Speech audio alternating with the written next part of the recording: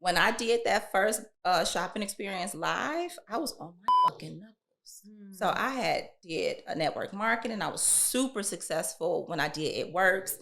We decided to switch, go to a different company, and it was the complete opposite. So I'm going from making $23,000 a month to like $2,300 a month.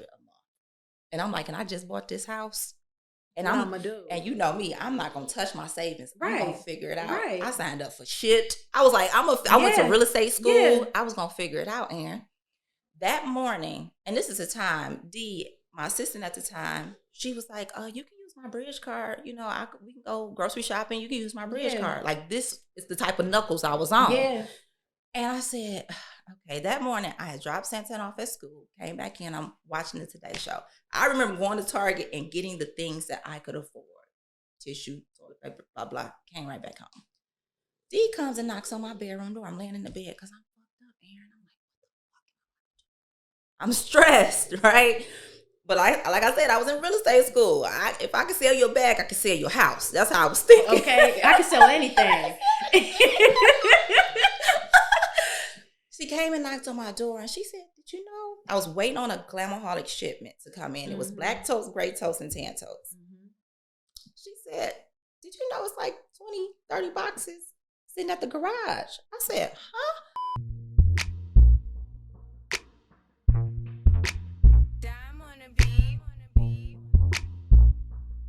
You're watching Heavy on the Field with Aaron Nay. We're working on his healing.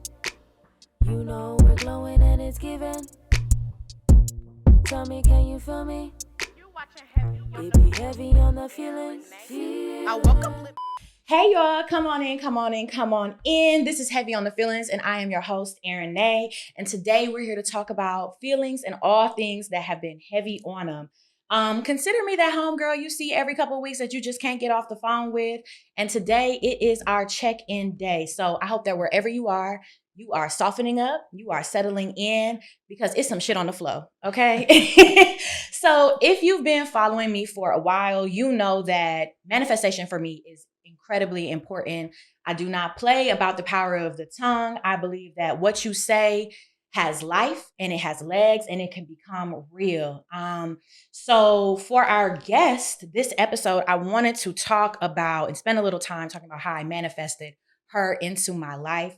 To just show like everyone, even our guest has the power of manifestation, but wherever you are, you can believe. If you believe something can happen, it'll align for you if you just keep doing the work. So in 2019, I moved to Michigan from North Carolina to start my PhD program on a full ride at U of M. While I was in that PhD program, I had a couple of homegirls who were huge fans of Glam-Aholic. They were like, you got to follow her. You got to see what she's doing. Like, she is putting on for the Black girls. And I'm like hooked immediately. Like, I love it. Yes, yes, yes. So much to the fact that I saved up my grad school checks to be able to buy me and my homegirls a matching wallet for Christmas. The pandemic hit and school just kind of got a little weird for me. And it was my first time having a real break from school. And I was like, oh, you know, with this little break, I kind of like playing with my camera. I kind of like creating content. I think I'm a little more creative than I have been giving myself space to do. And so I decided after 2 years of my PhD program, I was going to quit. I was going to move to Detroit and like figure out how I could live my entrepreneurial life, how I could live my creative life, the best life for myself. And I didn't really know exactly what I wanted to do, but I knew that I wanted to build a life for myself. So I'm in Detroit. I'm doing the work. I'm trying to live my creative life. I'm working with different clients. I'm doing my thing. And one day I get a call from a client. She's like, we're doing this shoot. Can you meet me at the studio? And I'm like, yeah. Get to the studio. It's when Touch just opened his studio. So I'm walking in. It's my first time meeting Touch. We work together. It's cool. Maybe after like a year and a half of working, we're having a conversation. And I'm just telling him, this is what I want to do. This kind of people that I want to work with. This kind of clients I want to do. He was like, you know, maybe I could connect you with, you know, the mother of my son. And I'm like, okay. Now, up to this point, me and Touch, like, we don't talk about nothing personal. It ain't nothing like that. So I'm like, okay, like, I don't know who that is, but sure, like, I like you. So if you're saying this, cool.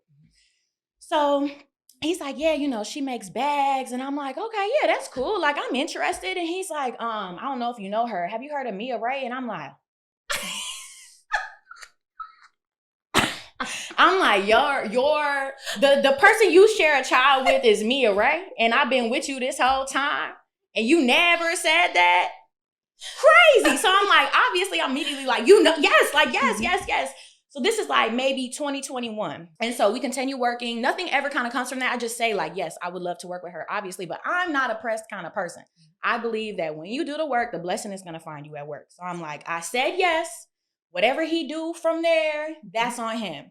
Now, during this time, I have a homegirl, Jen. She's doing a show. She has maybe recorded the first couple of episodes and she invites me to set. I had done a movie before then already, like a short film. And I was just like, I'm getting comfy in my director bag. And so I stay on the show as like a co-director, co-producer, co-writer, whatever they need, hold the camera, sweep the floor, whatever. I'm locked in. So this is season 1. We go through season 2. Season 2 it's turning us up. We get to season 3. Season 3, we get a call that Mia Ray is going to be on Ask Jen. So I'm like, oh my God, like this is the time, like this is the moment. Oh my God, like I'm about to be in the same room as Mia. Oh my God. Like, I'm watching this woman in real time build a legacy. I'm thinking like, this is a great break. Like this is an opportunity just to show her like what I can do. I remember running into Touch for a shoot and right before we came to shoot with y'all, maybe like a week before. And I'm telling him like, we want to get to interview Mia. He's like, put that shit on. He was like, put that shit on and do you. So I'm in there suited and booted. Interview goes crazy. It's my favorite Ask Jen interview. It's one of our top performing interviews for the Uprising Network. And I just finished that interview just feeling like, oh my God, thank you, God. Like, thank you for letting me walk into that room. Thank you for letting me have this opportunity. A few months after that interview, I get a DM from Mia. And she's like, hey, Erin, I don't really know what you do, but like, can you tell me what you do? Because I'm kind of looking for somebody to join. And I was like, you DM me? Yes. I don't know what you need, but I can figure it out. I don't care. Whatever you need, I'm going to figure it out. So they offered me a position. I said, yes, absolutely. This is where I want to be. And then it was time to renew the contract. And while I was there, I had this kind of awakening that kind of scared the shit out of me because I needed to come and see this person do what she was doing so that I knew that I could do it for myself. And I have worked with other Black women entrepreneurs, but to see it at that scale, so close, you can taste it. Like I remember when you pulled up at work and had your new car. And I said, this can be me. I'm working at, we're coming in and out of the same door. I can do this, like I can do this. So, but when I left, I was in my head, like, was that a bad decision? Like, you don't leave Glam-Aholic unless you get fired. Like, unless you're doing something crazy. Like, you don't leave Glam-Aholic, you leaving Mia, right? And so like, these things have been happening. These points have been happening over the course of 5 years that I've been here, 3 years only in Detroit. And then to even ask you to be on the show, my crew had been like, just ask me. And I was like, I would really like me. They're like, just ask her. And I'm like, I left the job. I don't know how she feel. Like, she might be like, girl. You left Glam-Aholic. Like, girl, what is you doing? Like, And when I finally worked up the courage, which took a couple weeks, you messaged me back, like, almost immediately. Absolutely. Like, and I was like, oh, you want to, like, oh my God. And I needed that again, that affirmation, like this person that I see so much in. I see so much of myself when you go back to your older stories. I'm like, damn, that's me. You talking about being on your knuckles? That's me. You talk about figuring out for yourself and not giving a fuck? That's me.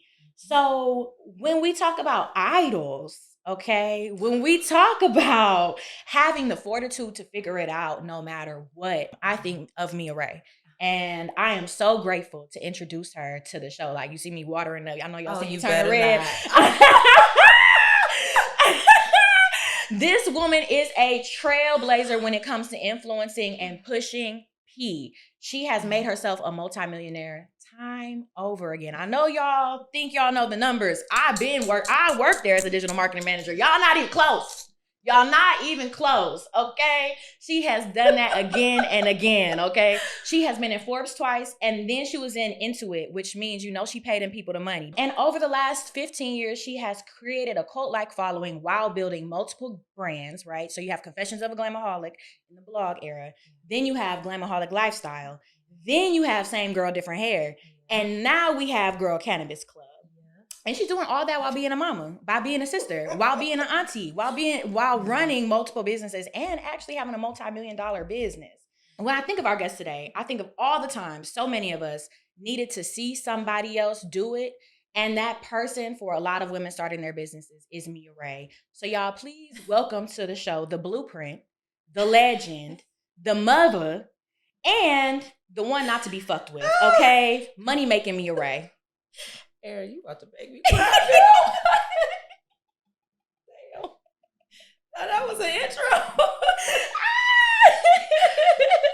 I felt like it was so important to, I love you. It's real love. Like, I really, really, really care about what you're doing. And I saw what you were doing kind of after everyone's seen you getting out the mud. And I still was like, this woman is doing something that not a lot of people can do, coming where you coming from, which we're going to get into, coming from where you coming from, and just saying, fuck it, I don't give a fuck. I'll move away, I'll come back, I'll try it, and whatever is, I have this vision for myself, for my kids, for my life, and I'm going to figure it out. And we need that. I need that. I need it tangible. Like, I can touch her, okay? When you reach out and touch somebody, okay? When you have a vision for yourself and it's so close you can taste it, being around somebody like you reminds us how possible it is. So I'm just so thankful for that. And I want to start with that. Like, that's how I'm setting the pace for our interview. No, and that's exactly why when you decided to leave, I said, that's fine, because I know what that feels like. Yeah. Go do you. Period.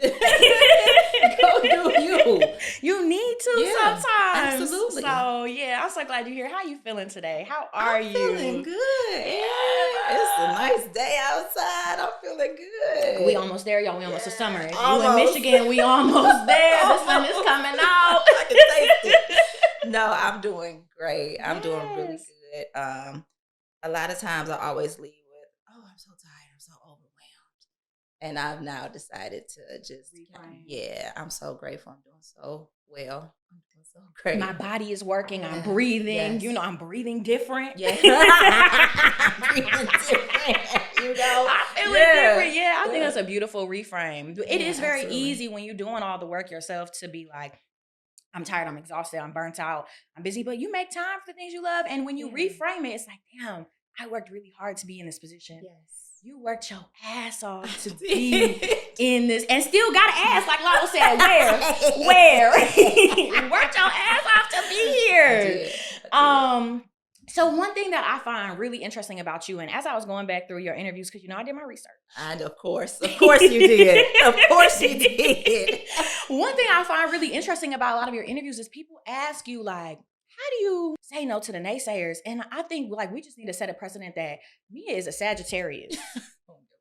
Don't give a fuck, okay? We don't give a fuck. Like, I don't care what you're talking about. I don't care how many times you have said it. I don't care how many times people have said it. I'm going to figure out a way to get it done. Like, what I can see in my brain, is going to happen. Yeah, and it's for me to see. Nobody else has to understand it. And you've always been like that. Always. This is not like a new thing that now that I'm successful, now I'm saying I don't give a fuck. I ain't gave a fuck. I'll tell you when I stopped giving a fuck. Mm-hmm. I got pregnant at 16. So the day before school started, that was my 12th grade year. I'm going into 12th grade. And this is the day before school started. How pregnant were you then? I was 6 months. Oh, so you were showing. I was showing. I was going back to school showing. Yeah. So I'm sitting in the kitchen in my grandmother's house on Bird Road in Finkel in Brightmoor. And I'm crying. She said, you don't want to go to school, do you? I said, no, Big Ma, they going to laugh at me. She said, well, they laughed at Jesus. What you think they going to do to you? Okay. And you hold a candle to him, okay? That's when I stopped giving a fuck. From then on. Fuck y'all. So is Big Ma your grandma or your great-grandma? That's my grandma. That's my mom's mom. Yeah. Our grandmothers, for me, I lost my grandmother a year ago. My grandmother, for me, like the things that she instilled in me, I still feel. Like I woke up this morning and we have like a little altar upstairs and I have some of her jewelry on it. And I walked past, I said, my grandma with me today. Like she with me today. Like every day. Yeah, no. I can feel like when things start connecting for me, I'm like, that's my grandma. Oh, yeah. Like she not playing about me. Oh yeah. Oh, I know it. Period. I know it. So let's go back to that place. So you are a high school mom. Yes. You are living at home with 10 other people. Yes. At that time. Well, Munchie made 10. Munchie made 10. Yeah. Okay. And you're still in high school, not really decided on college. And once I had the baby, I was like, I'm not going to school. I had got accepted to Tennessee State. That's where I really wanted to go. And I was like, I'm just not going to do nothing. Go all the way there without the baby. Yeah, so I was like, I'm not going to do nothing. Like a few months down, I decided to go to college, Northwood University up in Midland, Michigan. Mm-hmm. That lasted for 3 months. I never heard of that place. I'm away from my baby. I don't have any money. It's not the city? Yeah, no, it was in the middle of nowhere. Like, what is this? And I was like, just being away from my son, I was like, too much. So 3 months, I was out of there and I went right back home. And when you got home, what made you motivated to start Confessions of a Glamaholic? Oh, that was such a distance. So I had Munchie in 2002. I didn't start Confessions until 2009. So you're saying from 2002 up until 2009, I worked every job you can imagine. Target. I was a janitor. I worked at Aldi, my favorite grocery store. I was a customer service rep, and I worked at a boutique. I did all these jobs. You know, it was one time, and this is why I always tell people, like, you think that this is new for me. It was one time I worked 3 jobs at one time. I would go to customer service, do my customer service job, leave there. I would punch into Aldi. I would go change my clothes into my waitress outfit and I go work the bar at night. And that was my schedule every day. I worked 3 jobs. So me being a worker, it's just in me. Yeah. That's a Detroiter in you. Yeah. You gonna hustle. You gonna get some money. I'm gonna get me some money. We're never gonna come broke if we can help you. Okay, we gonna figure out something. So 7 years is taking you to kind of figure out what it is that you want to do. And then how does Confessions of a Glamaholic, like that name, and around 2009 come to you? Oh, that's a good question. See, I knew you was going to come with questions. I love this. Okay, so I'm working at a boutique and I'm in there and it's not always busy. So I'm just really just in there kind of like bored. And I would get on Facebook. So I'm pre-Instagram. Right. So I would get on Facebook, talk about what Kim Kardashian wore last night, my favorite weave, my favorite nail polish, my favorite lip gloss. This would be all I would be talking about on Facebook. And I'm literally just talking to my family and friends. Yeah. There are no outsiders. This is before the blog era really starts taking off. Yeah. I mean, literally just running my mouth on Facebook. Yeah. So my friend Wallow, he asked me out on a Starbucks date one day. He was like, I need to talk to you about something. And I'm like, okay. And he's like, we sit down and he's very serious. And he's like, you're so passionate. You're such a great person. Like, he is one of my angels. Like, literally, until the day I die, I will always call Wallow one of my angels. And he said to me, you need to start a blog. I see you doing this on Facebook. You need to start a blog. And I said, boy, what's a blog? I didn't know what no blog was. What you talking about? What's that? Back then, the only blog that I knew was MediaTakeout.com. Do you remember MediaTakeout? Yeah, so he was like, I'm not trying to do I'm like, huh? He's like, no, you can have a sports blog. You can have a fashion blog. And I was like, oh, okay. And I went home and I Googled it. So when people say, how did you do this without a mentor? No. Google. And I say it all the time. They know I say it all the time. God and Google is what got me here. I went home and I Googled it and I'm like, oh, this is a blog. I'm sitting and I'm just thinking. And one of my favorite movies is Confessions of a Shopaholic. And I was like, oh, well, of course I can't use that because they going to come after me. Trademark. And then I'm like, right, exactly. So I'm like, what's a different type of aholic that you can be? And I was like, I'm just going to make it very broad. Glamaholic. I knew then that I didn't want to be put in a box. Even with the name Glamaholic, I could go makeup, I could go hair, I could go fashion, it was do anything. So that's where I got that from. Googled it, and nobody was using it. I said, wow. That was easy. That name was for me. And now I got it. I have it trademarked so many different ways. Different countries. Yes, I do. I am trademarked in China. I do not play about my name, but that's where I got that from. And when he put that battery in my back, I immediately started it that day. Yeah. Oh, what was your first blog? Do you remember? I introduced myself. Oh, duh. Yeah. Hey, I'm here. I introduced myself. I can't remember. That's a good question. I want to go back and like, see. What was you talking about? I'm my so God. curious. I want to go back and see. How many years was it for you from when you started Confessions of a Glamaholic to when you felt like you started making some money? Girl. Because I know it's a little minute. So I'm like. So I started Confessions in 2009.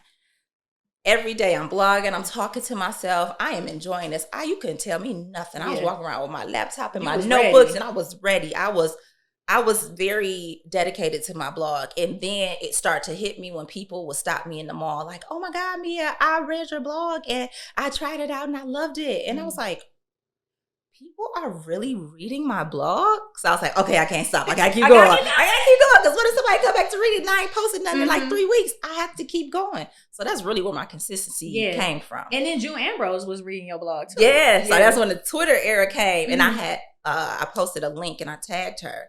And she read it and, gave me a response. And I was like, whoa, I really can't stop now. That's where my consistency came from. So as I'm blogging, of course, I'm not making any money. This is pre-blog, like sponsorships and stuff. Right. The big bloggers were like Nicole Bitchy or like Fashion Bomb Daily. Yeah. Those were the big Black girl blogs back then. So I'm like, okay, I don't have that many readers. Like nobody's coming to me to advertise. You do the little LTK back in the day.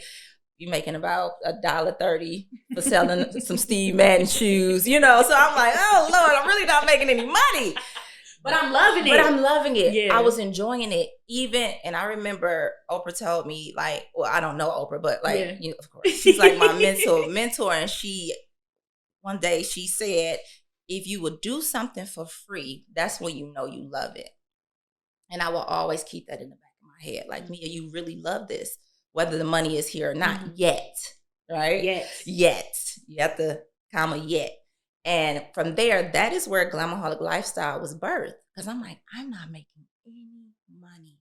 I had a friend who was doing manufacturing for uniforms, and he had a manufacturer in China.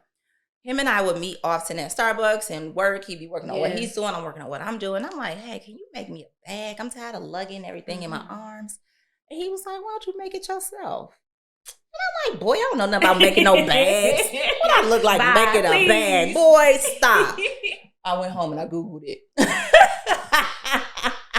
I Googled what I wanted it to look like, the perfect tote bag for me, which, of course, I'm not a real designer. I put a satin lining in the inside, which meant it was going to rip when you put heavy stuff in it. But I was prototyping. I was just living out my dreams. Yeah. Like, I want a tote bag with a satin lining. Yeah. Like, girl, that don't make sense. But you don't know till you know. Bingo. Yes. And you were young. How old were you? About 27? Yeah, about 26, 27. Yeah. And so that's how Glam-Aholic was birthed. But during that time, I had created, a small amount of readers and followers and, friends from Facebook. And when I put the tote bag on my blog and said pre-order now, the response was crazy. I was driving from Southwest to the east side to 7 Mile. I'm pulling up on any and everybody. I remember going into a nail shop on 7 Mile and Telegraph. I went there to meet with somebody to buy a tote, and I used to handwrite all my receipts. And I came in there and I met this young lady, and she gave me her $50. And the girl next to her getting her nails done said, "What's she selling?" And she said, "Girl, she sell bags." Period. She said, "Let me see." I said, "This what it looks like?" I'm in there like, you remember Baby Boy? I'm in there with that bag. Like, it looked like this and this and this. Open it up. Yeah. She was like, "Let me get one." This lady didn't know me from a can of paint. Okay, sure. What's your address? They'll be here in 30 days. People were really supporting me that did not know me from a can of paint. That's one thing about Detroit. I don't care. They gonna support you till the wheels fall off. Detroit, I can't understand how people can part their lips to say, "Oh, I had to leave," because I'm never gonna say when you no. show up. But I think those people are not investing into their community, and every step of the way you're investing. Like I was watching one of your old it was like behind the scenes of Mia Ray. I think right around the time it's 2013. So you were doing something for Teen Moms. Oh yeah, I think you were pregnant at the time. Yeah, I was pregnant with Tana, and I did the Teen Mom baby so shower. even then, you're giving back every chance you get. Like it's rarely a time I see a big event and it's not a Glam-Aholic giveaway. Yeah. You know what I'm saying? Like you give back to your people, and people will love and support you. I think those people who move away and say that, they not really here for the people and investing in the community. And even as I listen to you talk, people in your community were pushing you, right? The person at Starbucks, like they're pushing you. They're believing in you, and you believe in yourself. Absolutely. And then you go back and you pour into your community and you show them they can believe in themselves too. Ain't that full circle? Okay, Erin. You made that full circle, didn't she? I know that's right. So you're going through this, and you start in 2010. Yeah, Glam-Aholic Lifestyle. Yes. When is the first time you feel like, okay, I'm making some money? Like what year? 2018. As Suge snores in the That was so perfect. 2018. So it was 8 years. Yeah. So I want to talk a little bit about being in that space, in that pocket, because you're a mom. Yeah. You are trying to figure it out. Mm-hmm. During that time, sounds like you're pregnant with another child, had another baby, maybe even in that time. And one thing that I feel like a lot of people do is when it gets hard, they quit. Even when I've tried it for a year or two, I quit. Yeah. What was going on for you that you said, okay, 8 years is not making, it's making some money, maybe a little bit, paying the DTE, paying this, paying here and there. Exactly that. So it was like, it was doing enough. Erin, quit and do what? It's gotta work. What was I? There was no plan B, baby. Quit and do what? What would I do? I would go get a job. That's what I left that because I knew that wasn't for me. Yeah. And there's absolutely nothing wrong with a job and a career. We the same. I'm like, I can't do no 9. I love you. Yeah, absolutely. Not for me. It's not for me. Yeah. And I just knew it was not for me. So when it was the times where I'm like, how am I going to pay these bills? How am I going to feed these kids? I swear I would go take a nap and get back up and get my ass right back to work. Yeah. It was literally every opportunity that came my way that would pay my bills. Hey, can you write a blog post for? I was doing blog posts for like Madame Noir and other sites. They would pay me maybe $100 for a post. Hey, I need it. Thank you. You know how fast you need these words per minute? I was like Kermit on the typewriter. I need that money. Yes, okay? Yes. So it was those times where I'm like, Mia, you cannot stop. It was something, Erin, in my gut. God. It was nothing but the Holy Spirit. Girl, you have to keep going. I'm telling you what I know, baby. You do not see it right now, but one day you're going to get it. And I think I posted that last week. I'm so thankful that I'm always obedient. And I shared my journey and never hid from it. And I never hid what I was going through. And I remember that post that I posted back in 2017, 2018. And my caption said, I do not understand what is going on in my life right now. I think it was a verse from John. Yes. I said, I do not understand this. And now here I am, 2024, and I posted, now I understand. Now I know why I went through everything I went through. Now I know why I posted and showed people me catching the bus to deliver packages.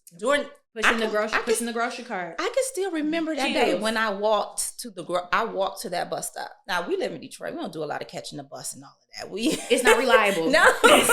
You be out there for 17 hours waiting on the bus. But I knew I had to get those orders to those customers. And I walked from Ashton all the way to Grand River, and I stood at that Grand River bus, and I waited for it to take me to the Brightmoor post office. I remember what that felt like, and it was in the middle of winter. I walked in the snow to deliver these packages. What made me snap that picture and share that with my followers, I do not know. Thank God that I did, though, because that just lets people know whatever you are going through, when you are determined, look what the outcome can be. Yeah. So I know what it felt. When I pushed that cart, me and Munchie was walking to the post office. And I told him, I'm pushing this cart with these packages. I said, this is going to be our last year walking. I promise you. we'll never walk again. I said, go on the street and take this picture of me because we're going to remember that I'm never going to walk again. A woman of her word. And you know what kind of cars I drive. I seen the whips. I've heard them, okay? Heard. I don't even need to see them. I can just hear them humming, okay? No, but for real, yeah. like those moments in which people would be embarrassed. That's why I want to talk about those. Like, what are some key moments for you where you felt like knuckles to the ground, back to the wall? Because I know there are a few, and I know there's probably some that maybe you didn't even share all the way. It was some fucked up times. Like I remember sitting in my mom's kitchen and I needed a laptop. I didn't have money to buy a computer, and I'm doing now I have this business and I have to print orders and do things. And I was like, Mama, all I need is $1,000. Erin, she did not have $1,000 to give me. I had to I was like, I don't know what I'm going to do. I think she ended up like maxing out a card or something, and she ended up giving me like a little notebook computer, and it was perfect. You needed. It was what I needed until I eventually, and like you said, every penny that I earned, I always put it back in my business. So it didn't seem like I was making money, but I was able to stay afloat. I was able to buy inventory sometimes. I was able to buy my laptop, things like that. Mm-hmm. But sometimes when I was just sitting there like clueless, because also it's not just about me not having the money. I was not bred. I didn't go to college. I didn't know what I was doing. All I knew how to do successfully was be myself. Yeah. And by being myself, all these women like me. They love me. Just for me being myself. Mm-hmm. I'm sitting here with you today, and you said, you ain't coming here with no makeup on. I know that's right. Yeah, I'm just me. It's Sunday. I'm chilling. You get what I'm saying? My skin is clear. Like, okay. I don't need the makeup. You know Looking what I'm saying? Good. Thank you. But just for me being myself is what kind of got people to gravitate to me. But it was times where I couldn't. Oh, here's the time. I moved to Atlanta, and I'm on my knuckles, right? I started saying girl different hair, and I could make really good money off of saying girl different hair. But like I said, I'm pouring it back into my family and pouring it back to my business. There was a people-to-people ambassador event in Washington, D.C., and I didn't want Munchie to miss it. And I was like, I don't know how I'm going to get him here. But I bought his plane ticket. I bought my plane ticket. And I had to drop him off in D.C., and I had to go stay in a hotel for the weekend while he did what he did. And when I got to that hotel and I checked my PayPal account, I had like $286 maybe. And I boo-hooed in that hotel room. Like, how am I about to feed myself for the next 3 days? And my friend, it was something going on that weekend because my friend D-Rick was in town and my friend Ty was in town. And he's like, we about to come pick you up and hang out. We about to go eat. I was so thankful for that meal because I didn't know how I was going to feed. And this is my best friend. And I did not tell him, D, I only got $200 in my pocket. This is my best friend. And he did not know that I didn't have money to feed myself. That is, I think, community again. Yeah. Like, because he knew. He probably did. He knew. You know when your friends don't have it, and you know that, and you know who your friend is if you can say it, if you can call them out on it, and you also know how to like extend yourself. And I feel like he probably knew. He probably knew it was tight for you, or at least tight. Yeah, you know, like maybe not that number, but at least. And he knew what I was there doing. It was for Munchie. Yeah. You know, I'm here while I'm sitting in a hotel while he do what he do, and on Sunday we go back home. But that was a moment for me being on my knees, crying. And it's times when I talk to Myleek and she shares this story about when she was in her apartment and she was like, all I had was a can opener. I'm sitting here with a can opener. I'm boo-hoo crying like, what am I about to do? And those moments and those times where I'm literally pleading to God, like, what am I doing wrong? Show me. Yeah. And I will always like internalize it and say, everybody likes my brand and they're buying and people are supportive. What am I doing wrong? I was not doing anything. You just needed time. It wasn't my time yet. So another aha, which has now propelled people into thinking that this was overnight success. When I did that first shopping experience live, I was on my fucking knuckles. So I did a network marketing. I was super successful when I did It Works.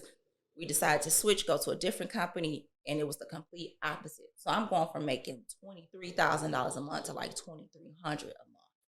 And I'm like, and I just bought this house. And I'm gonna do? And you know me, I'm not gonna touch my savings. Right. I'm gonna figure it out. Right. I signed up for shit. I was like, I went to real estate school. Yeah. I was gonna figure it out, Aaron. That morning, and this is the time, my assistant at the time, she was like, you can use my bridge card. You know, we can go grocery shopping. You can use my bridge card. Like, this is the type of knuckles I was on. Yeah. And I said, okay, that morning I had dropped Santan off at school, came back in, I'm watching the Today Show. I remember going to Target and getting the things that I could afford. Tissue, toilet paper, blah, blah. Came right back home. D comes and knocks on my bedroom door. I'm laying in the bed because I'm fucked up, Aaron. I'm like, what the fuck am I doing? I'm stressed, right? But like I said, I was in real estate school. If I could sell your bag, I could sell your house. That's how I was thinking. Okay, I could sell anything.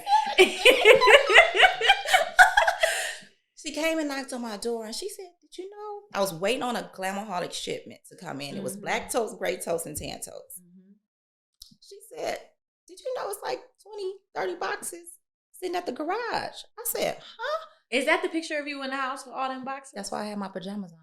I jumped up out the bed, put my coat on, threw my Uggs on. We didn't even move the boxes. I said, D, take this picture of me right here on top of these boxes. I'm going to tell everybody to meet me on live at noon. I said, we about to sell these bags.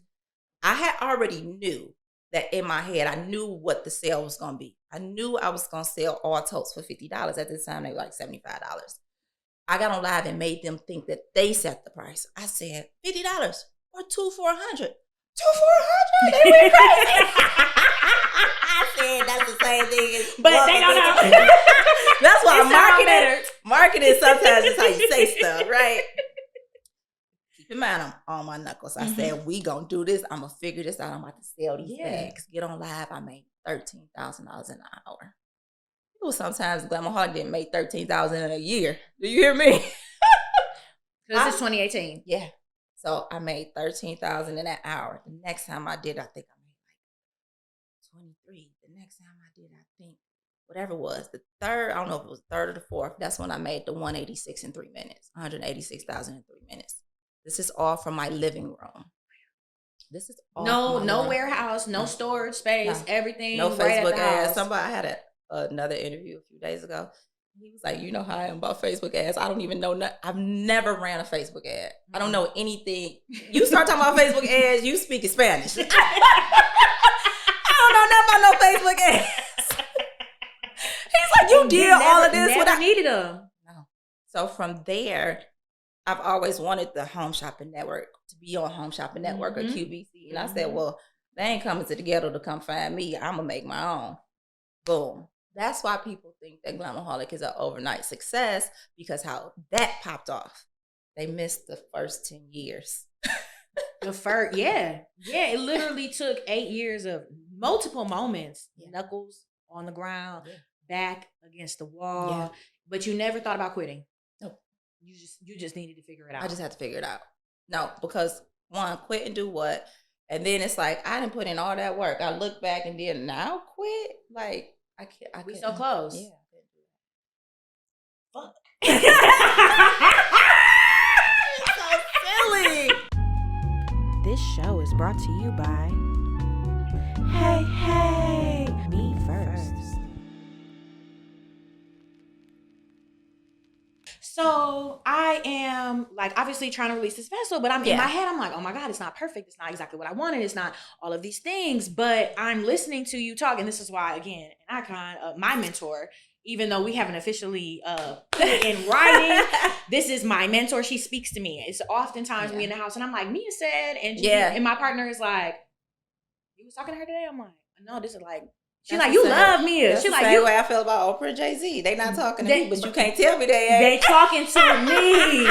You're talking to me. When you talking about your credit score, when you talk about being on your knuckles, when you talking about trying to figure shit out and being in a place where you can stay there uncomfortably for years, knowing that there's a vision for you, and you see that vision for yourself, that is inspiring for me. That is motivating for me. It is helping me think more about my little vessel and like, okay, this is And you're not going to get it right the first time. I'm still trying to figure it out. Still figuring it out. 15 years later, when it comes to Glamaholic, I'm still figuring it out. So as you are releasing Glam-Aholic Lifestyle, we're moving closer to 2018, and we are getting some traction with Same Girl, Different Hair. How are you managing both of those at that time? Like, while one is making a lot of money or starting to make a lot of money and prioritizing, and how was that working? So I started Same Girl, Different Hair, I think 2012. I think I did right before Santana got here in 2013. So when I started Same Girl, Different Hair, it was like already a blend of my blog. I'm talking lifestyle, hair, beauty. So adding hair wasn't taking me out of what I was doing in my daily, and it's just me. So I wasn't moving and shaking then. So I had time to do both. As time took off, sometimes Same Girl, Different Hair would be in the forefront. Sometimes Glamaholic would be in the forefront. Then Glamaholic took over, and I kind of was like, Same Girl, Different Hair. I'm going to be back. I'm coming back. Like, you still here. We still working. We still jugging. But I have to focus on what was making me the money. And a lot of people are like, how do you juggle both? Sometimes somebody had to take the back seat because I had to focus on what was going to bring in the income to make sure that both of them can then grow. So now here we are, and soon to be opening the Same Girl, Different Hair salon. I'm so excited to go from bundles to like this whole vision that I wanted to open a salon since I was a child, So for me, this is more of like a passion project. No, I'm not a hairstylist. I'm not, a beauty professional. But you stay with your hair leg. I try all the time. And before you are who you are now, you was doing it yourself. In the kitchen, at home, figuring it out. Yeah. Even with my hair. Yeah. So I did sometimes, put Same Girl, Different Hair in the back seat. And that's okay. Yeah. Because once again, I never gave up. I never stopped. It wasn't time. Yeah, it wasn't the time. And now when I sit back and I be like, oh, that's why everything went the way that it went. Yeah. It was not the time. Did you ever feel like God forgot about you in some of those moments? Never. Ever. Not one day. No. You knew he was with you. Because if I'm supposed to trust you, I have to trust you even when it don't look good. Aaron, stop. Because the faith, I think that is the most important part of what you embody to me is the faith. It's the faith. I went and got this faith tattoo. My man said I got jailhouse tattoos, and that's okay because I like them. I like my little jail. I went and got this from Northland for $25. I got it the year I started Glamaholic, and I was like, I gotta have faith. I said, I'm gonna put this on my hand. Every time I crack that computer open. That's a good luck tattoo. I'm about to go get me a matching one. I'm about to go get matching ones. Hold on. But it was crazy faith. Yeah. Like, I was crazy enough to believe that everything he told me, everything he promised me, that he was really gonna give it to me, and everything I asked for, he was really gonna. And you were doing the work. Crazy. Yeah. You were doing the work. And I think a lot of people think the blessing, the gifts are going to come. I did the work. Okay, now where they at? And it's like, it comes while you're in process, while you're doing the work. Like, you didn't stop. You kept going. Yeah. And then sometimes you don't even see it. Because the whole time I'm doing this and doing that, and I'm thinking, I never thought God forgot about me. But like the people who sign off on what's cool and not cool, they weren't paying me any attention. Yeah. You get what I'm saying? So never did I think God forgot about me, but I just wasn't in the in crowd. I'm used to not being in the in crowd because I never wanted to be in there in the first place. Not pressed. No. See? Yeah. Sagittarius. I never wanted to be in the in crowd. No way. I never wanted to be a part of a crew, like a team, nothing. And how does it feel now as everyone is like, like you're not getting left off shit. You want everything. Everybody talking about. I'm still not on everything. The baby girls got you. The grown women got you, and everybody in between. Yeah, but I'm still not. You've never seen me on like Vogue, Essence top 10 list type. You know, everybody, the Glamaholics, y'all forgot about me, Ray and Glamaholic. I'd be like, no, they didn't. It's still not my time, Aaron. It's not your time there yet. It's still not my time, and I'm okay with that. Yeah, I'm super okay with that. Patience. You are patient. Everybody you are very patient. Girl, you are so patient. Yeah. Well, what's the rush? I got time. That's the only thing I got. I got time. 2019, 2020, you're starting to feel like you made it a little bit, like you're starting to get a little more comfortable. Okay, I'm selling out consistently. You're starting to hit some big numbers. Yeah. You get picked up in Forbes 2020. Yeah. For the first time. For the first time. So when do you start embodying like, okay, I've kind of made it? Do you ever feel like you got to that place? Probably like 2 months ago. Never. Not in like I'm still. I was, because this is the thing, and I'm in therapy now, and my therapist, like, she reassures me, like, Mia, you're okay, you're safe now, because from 18, when I sat on top of those boxes, up until now, I'm thinking about saving. Yeah. Okay, I gotta grow my business, but I don't ever want to be poor again. So stack. I had a lot of money saved before the first time I was ever like, okay, now let me go get my dream car. Yeah. Now let me go. I had solidified that, okay, I had this amount. Yeah, before I went to go play. Now I'm good. I'm set for the rest of my life. And I'm the type of person, I still live way below my means. And I'm okay with that. Yeah. Just because I have the money doesn't mean that I have to spend it. Mm-hmm. So up until probably maybe a few months ago, I was like, oh, I really fucking did it. Because when you in it, and you know, from working with me, I be in the shit. I'm in the warehouse, I'm moving stuff, I'm shipping stuff, I'm doing stuff. Looking at samples coming in, giving feedback, I'm working. Mm-hmm. So when I'm in it, it hasn't been until maybe the last few months where I can work from home. This is the Pebble shipping. The Pebble drop was the first drop that I never went to work when they were shipping. You're talking about 14 years, I never missed a shipping. Like, to be at home and everybody call me, we're doing fine, we're doing this, because I did my job. Yeah. As now the CEO, I created the system, I had them implement it. I'm at home chilling. Well, not really chilling, but trying. I'd rather be here working. Yeah, than, because I wasn't feeling that way because I was too busy still being an employee. To be honest, to work on you was working on the business. You couldn't just be out of it, supervising the business. So I really went from being, in the last few months, I went from being an employee to now CEO. Yeah.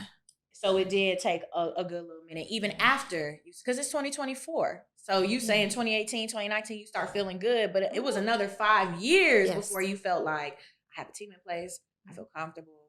Were there times before that where you tried to do that, or it just... No. I wasn't even ready, because I love to work. Like, I really love what I do. So imagine me like, oh no, y'all go do it. Like, no, I want to be here. Yeah, I really wanted to be there. So it was very hard for me to even let that go or start to delegate or give my tasks and duties to other people. I did not want to let go. Yeah. Like, I was kind of being forced. Like, you're paying people to do that. Yeah. You have to let them do it. Yeah. And I was like, okay, so now what do I do? Now you go think about the ideas. Now you can go birth the ideas that was in your journal in 2007. You talking about umbrellas and stockings and scarves and all those things that you wrote in 2007? Damn. Yeah. Now you can do it. Yeah. How do you balance I know I want to do things and I'm not at the place yet to do them? I think I always feel like I strike at the right time. Like, I'm literally like I was forced out of my home to get to a warehouse. I was forced to start creating more products than just a tote bag. Like, I was Michael Jordan. I make the same bag over and over and over and in different colors, you know? Yeah, I'm kind of like, okay, when it's the time, that's when I strike. So now, okay, Mia, everybody loves the bags. This is a lifestyle brand. Now I can start making mugs and blankets, and now I can luggage, and now I can start to grow. I didn't want to rush anything. It took me 10 years to get to the first explosion, you know?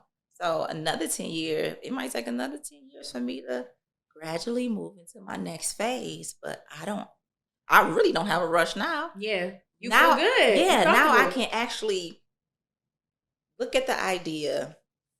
I can nurture it. You know, I can birth it, then I can nurture it, then I can properly execute it. Because now it's not, I need to pay my light bill. I gotta feed these kids.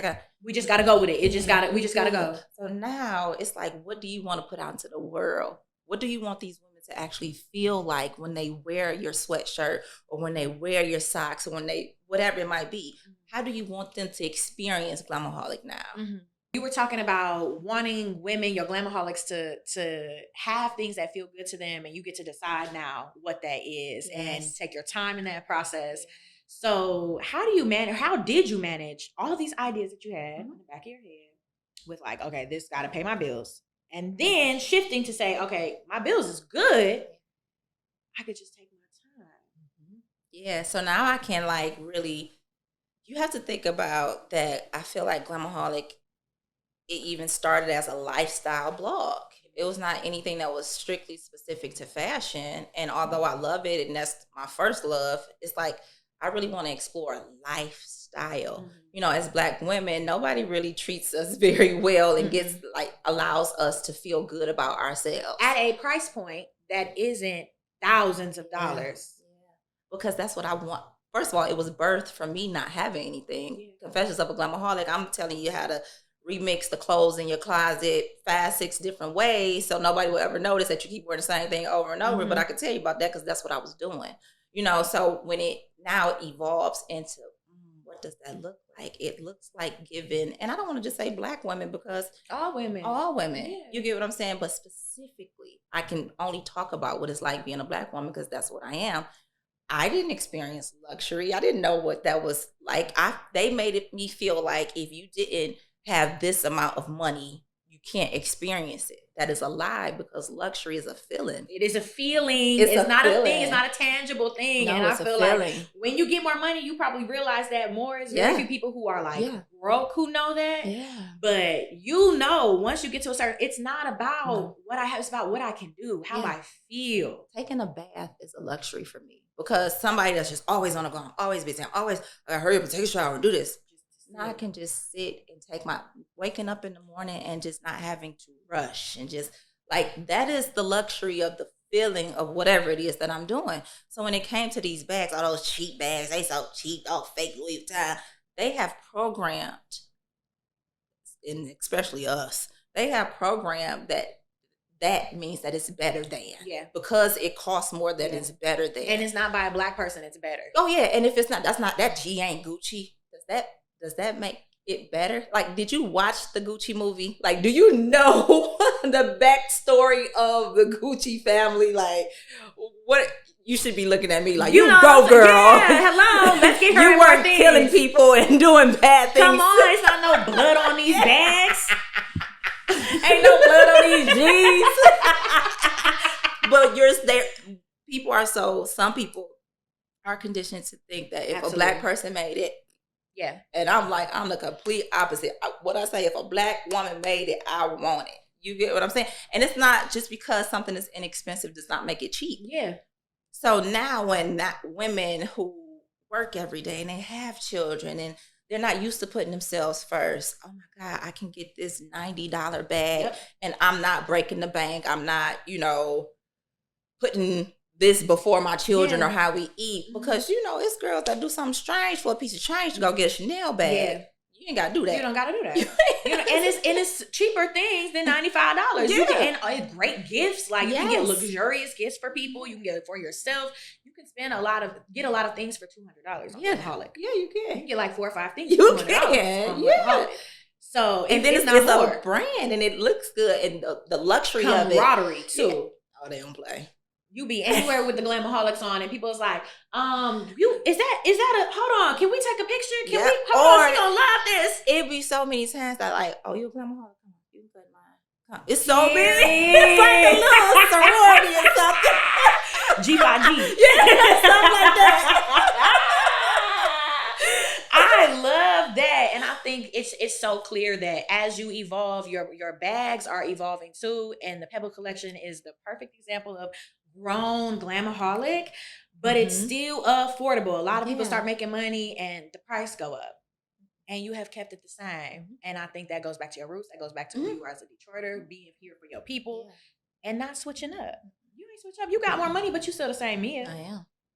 Period. If you didn't know, which most people don't know what's in my bank account, like that doesn't change who I am. That doesn't change my character. That doesn't change. She's still gonna cuss you out. Yeah, I am. She's still gonna be nice to you. She's still gonna give you a hug. She's still gonna ask about you. You know, it's still all the same.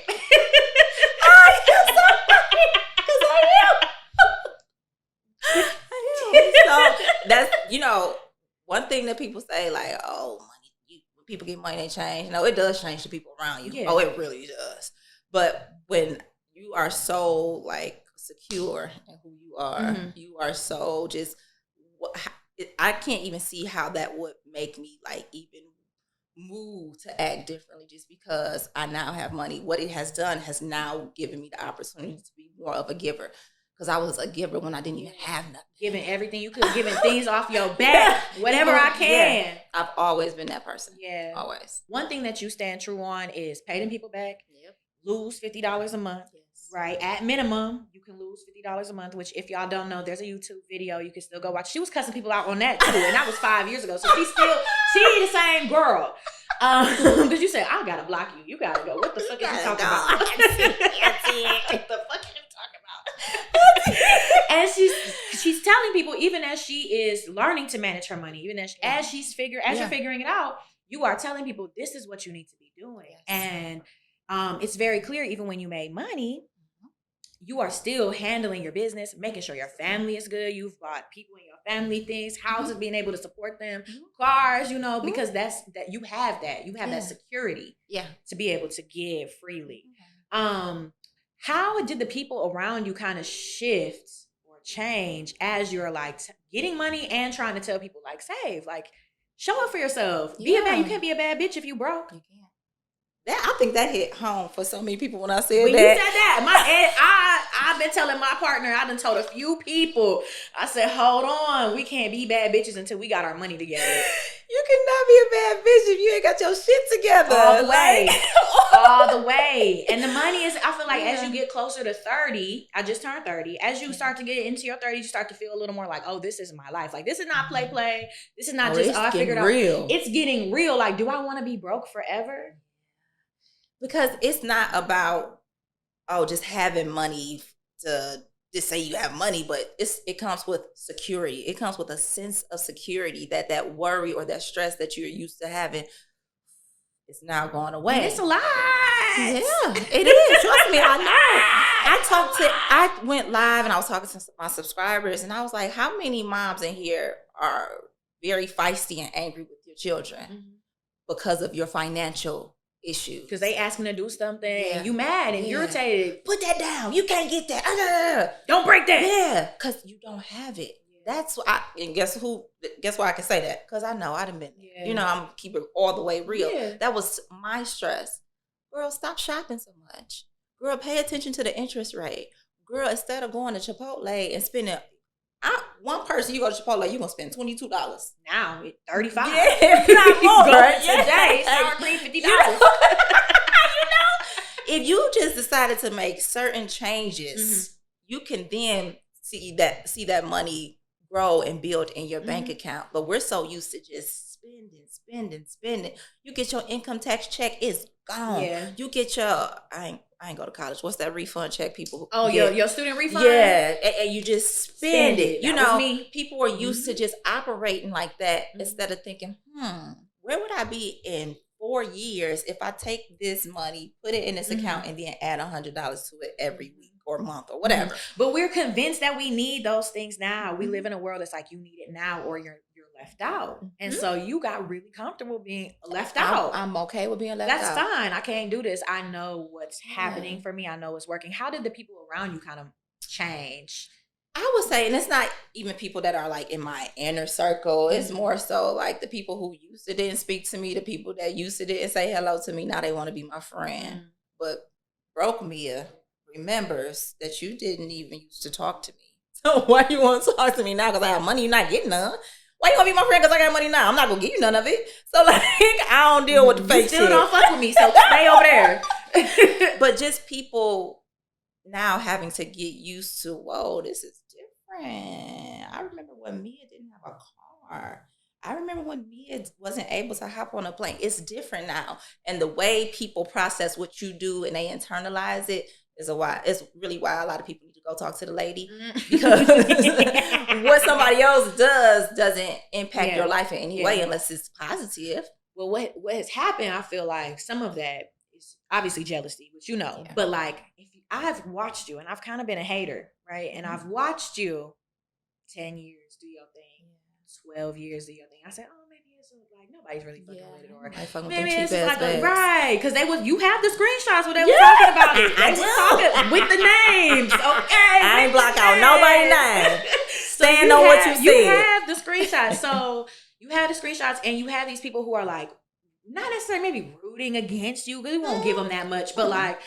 They're in the back of their head, so they watching you at the same time. It's probably the same age as you. They seeing you go and buy the dream truck you wanted. Well, go and get your red car, right? Turn around, move into the Mercedes that you wanted, then move into the next car that you wanted. So there's some salt on the back of their tongue. Absolutely. They say, oh, this woman I was laughing at her, or I thought she was just doing whatever, and she has put her whole family in a position to win. Everybody. And people who aren't in your family. You know what I'm saying? Because you show love to people who are around you, and it's a Mia effect. Like even the other day, you reposted something that I had in like a carousel, and I took a screen recording. I think I ended up having to delete it because of space storage.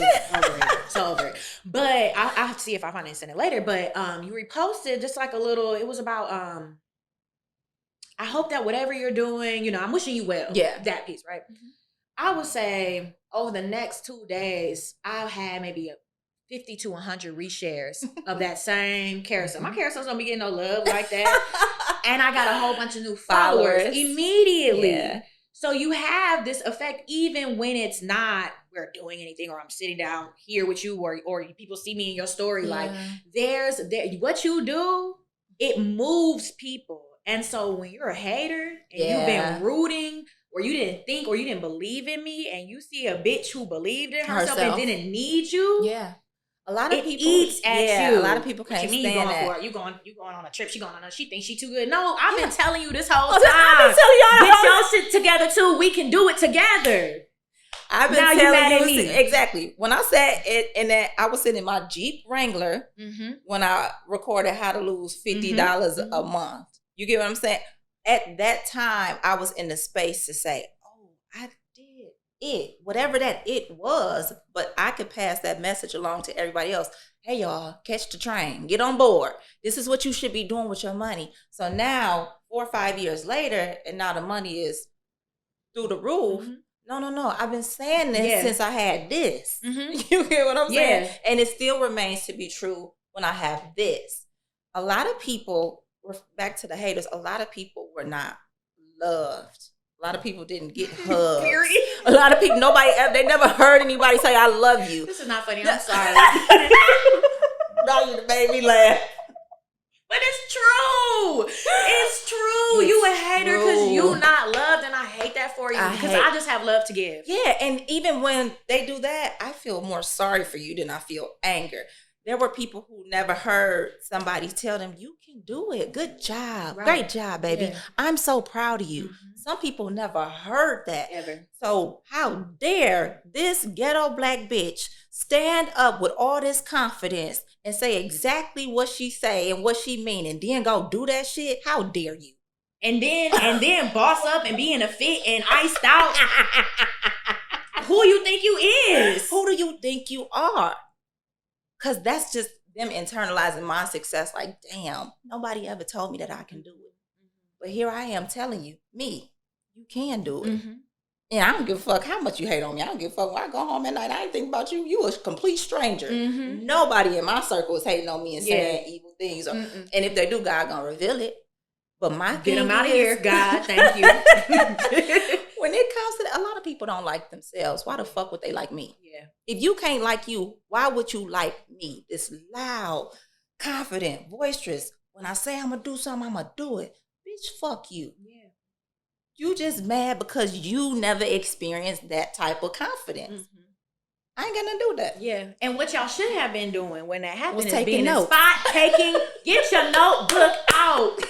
Get your notebook and your pencil, okay? She actually had a back to school pop-up, which I did the little creative for, okay? And we were selling notebooks and pens so that you could get your shit together. Y'all, we gave it to her for free. Okay, for free. For free. So you could come take notes and get your shit together. Yeah. And I feel like that part of who people are is unfortunate. Yeah. But I'm so glad that it hasn't deterred you, because so many people needed you. Not just your family, not just your friends. People needed you. We needed somebody that we could look at and say, oh, this around the way girl with no formal education, just faith, perseverance, mindset, because the mindset is the most important thing. Skill set you can develop. Yeah.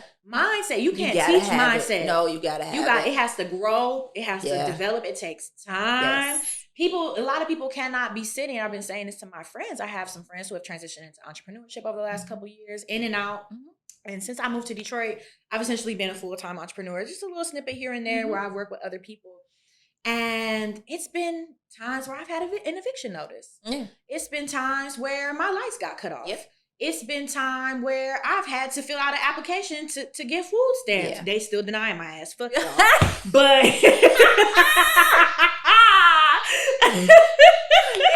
but it's been these different moments where I have felt like, oh my God, but I know. And even with my partner is like, oh my God, we don't got no money. And I'm like, baby, it's going to be fine.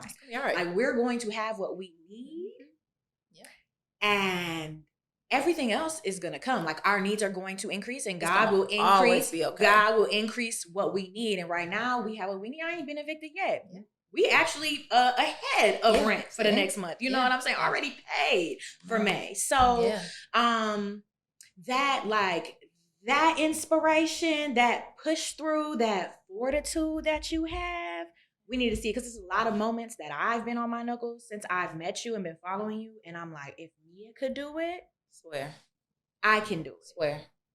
Like, you no different than me. None.